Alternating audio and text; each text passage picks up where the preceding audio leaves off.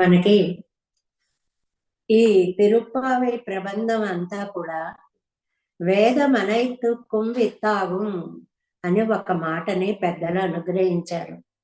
వేదాలకన్నిటికీ కూడా సారభూతమైనటువంటిది గోదాదేవి మనకి అనుగ్రహించింది.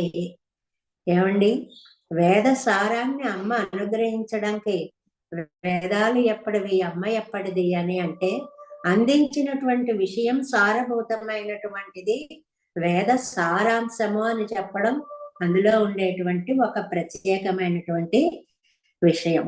అందులో మనకి ఉపనిషత్తుల్లో చాలా విద్యలు ఉన్నప్పటికీ కూడా 32 బ్రహ్మ విద్యలు అనేటువంటివి చాలా ప్రసిద్ధి చెందినవి.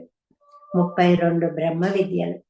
అందులో ఛాందోగ్యంలో 8వ ప్రపాఠకంలో మొట్టమొదటి ఖండంలో దహర విద్య అని ఒక విద్య ఉందండి. దహర విద్య అని దాని పేరు. అంటే మనలో ఒక ఆకాశం అనేటువంటిది లోపల కూడా ఉంటుంది అనేటువంటిది చెప్పడం అన్నమాట. అంటే బయట కనపడేది దహర ఉత్తరేభ్య దహరాధికరణము అని చెప్పి మనకి శ్రీభాష్యంలో కూడా వస్తుందండి. ఈ గుండెలలో లోపల దహరము అనేటువంటి ఒక ఆకాశం ఉంటుంది. ఆ లోపల స్వామి వేంచేసి ఉంటాడు.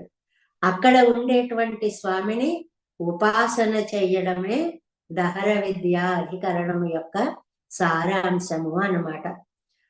ఆ దహర విద్యని ఆండాళ్ తల్లి ఇవాళ ఈ 8వ పాసురంలో నిక్షిప్తం చేసింది.